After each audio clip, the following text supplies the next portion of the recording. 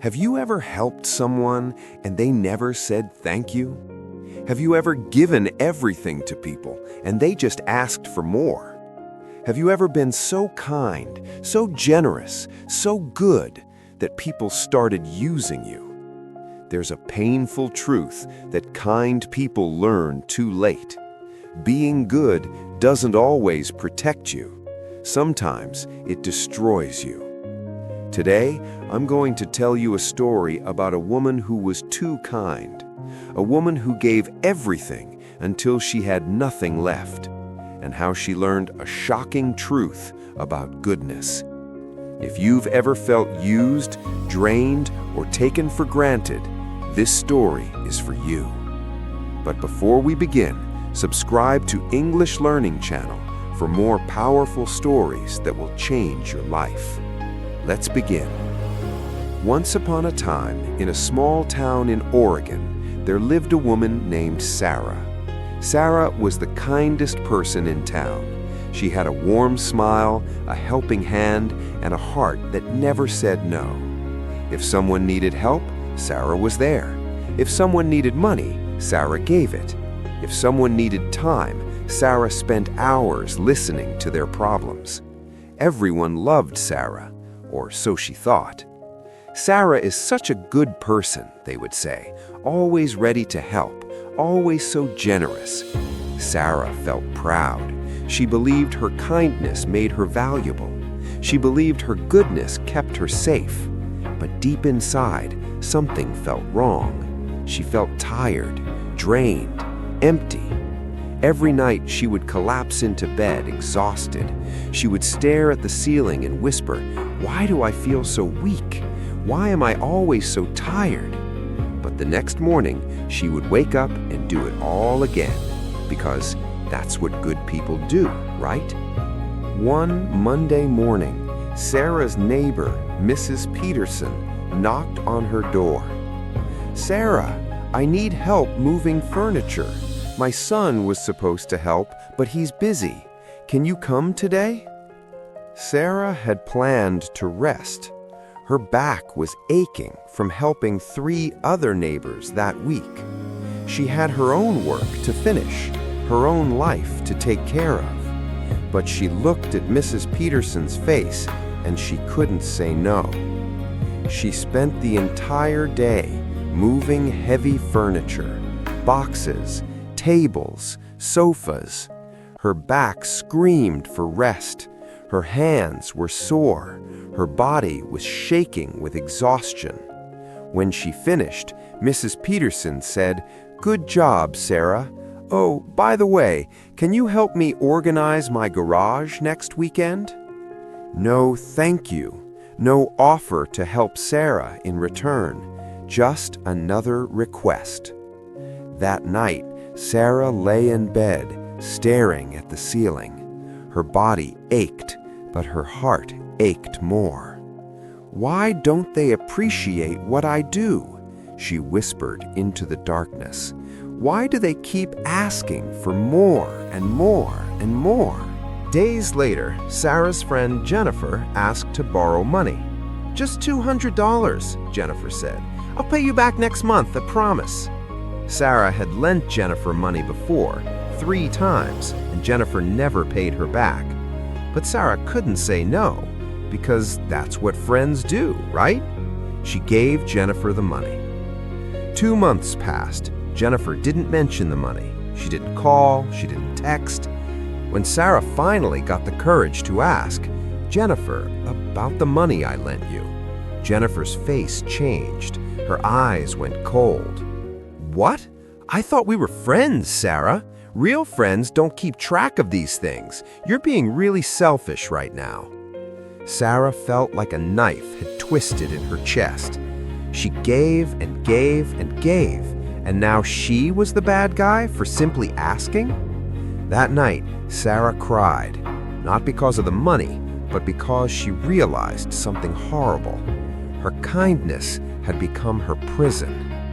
One evening, the town held a meeting about organizing a charity event for the local school. When they discussed who would do the work, planning, organizing, setting up, cleaning up, Everyone turned to Sarah. "Sarah will do it," someone said confidently. "She's always willing to help." Everyone nodded. The decision was made. Sarah would organize the entire event, alone. No one asked her. They just expected it. Sarah sat there, silent. Her heart felt so heavy she could barely breathe. She realized something painful, something that broke her heart into a million pieces. People didn't respect her. They used her. Her kindness wasn't valued. It was expected, demanded, exploited. That night, Sarah sat alone in her car, crying in a parking lot. She felt so broken, so empty, so lost. And that's when something changed. An old woman knocked on her car window. Sarah looked up, wiping her tears. The woman looked at her with wise, knowing eyes. "You look like someone who gives everything and receives nothing." Sarah was shocked. How did you know?" The woman smiled sadly. "Because I can see it in your eyes. You think being good means saying yes to everyone. But tell me, how do you feel?" "Exhausted," she whispered. "Empty, used." The woman nodded slowly. "That's because you've been giving without wisdom. Kindness without strategy is not kindness, it's self-destruction." Sarah frowned. "But isn't helping people the right thing to do?" "Yes," said the woman, "but not all people deserve your help. Not all requests deserve your yes." She looked directly into Sarah's eyes and said something that changed everything. When you help everyone, your help becomes worthless. When you're always available, people stop valuing your time. When you never say no, people stop respecting your yes. Sarah felt something crack open inside her, a truth she had been hiding from herself for years. "So what should I do?" she asked desperately. The woman smiled gently. "Be kind, but be strategic. Help people, but choose who. Give to others, but protect yourself. Your goodness is a gift, a precious gift. Don't waste it on people who don't appreciate it." "But won't people think I'm selfish?" Sarah asked. The woman laughed softly. "Let me tell you something important. The people who call you selfish for setting boundaries are the same people who benefited from you having none." Those words hit Sarah like lightning. The next morning, Mrs. Peterson knocked on Sarah's door again. "Sarah, ready to help with my garage today?" Sarah took a deep breath. For the first time in her life, she said something she had never said before. "No." Mrs. Peterson blinked, shocked. Her mouth dropped open. "What? But you promised." "I'm tired," Sarah replied calmly. "My body needs rest. You'll have to find someone else or do it yourself." Mrs. Peterson's face turned red with anger. "I can't believe this. You've changed, Sarah." Sarah stood firm.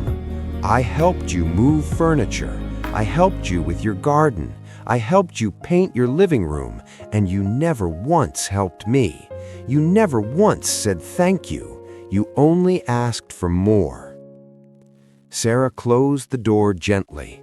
Her hands were shaking, but for the first time in years, she felt free. Days later, Jennifer called asking to borrow money again. Sarah looked at her phone. She took a deep breath, and she said, "No." Jennifer was furious. "What? Come on, Sarah." "You borrowed from me 3 times, Sarah said calmly. "You never paid me back. You even made me feel guilty for asking. I won't lend you money again." Jennifer's voice was full of anger. "You've changed, Sarah. You're not the kind person you used to be." Sarah smiled slightly. "You're right. I have changed. I'm no longer kind to people who don't respect my kindness."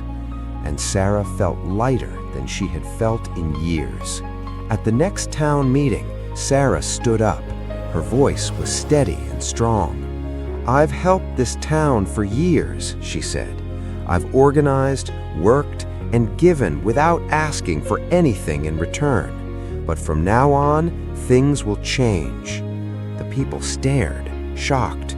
"I will help, but not alone. I will give my time, but it must be respected. I will be kind, but only to those who value kindness." Some people looked ashamed, others looked angry, but Sarah didn't care anymore. She had learned the truth.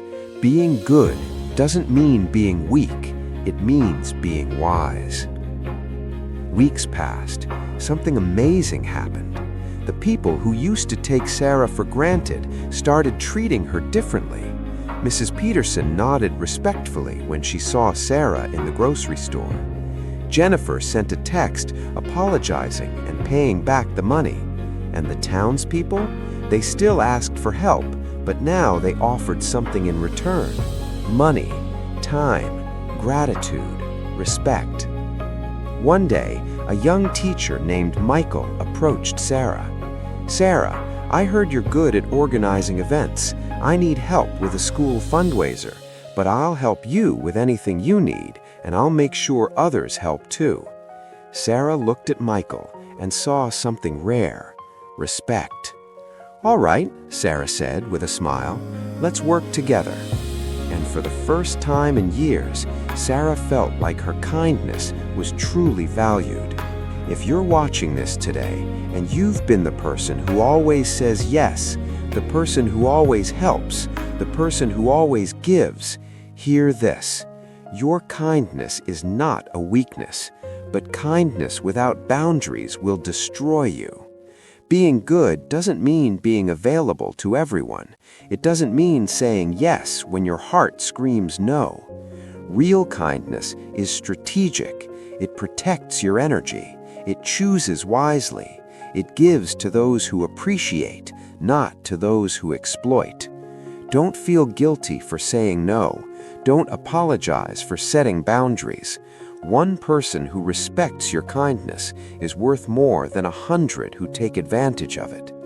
If this story touched your heart, if you needed to hear this today, subscribe to English Learning Channel.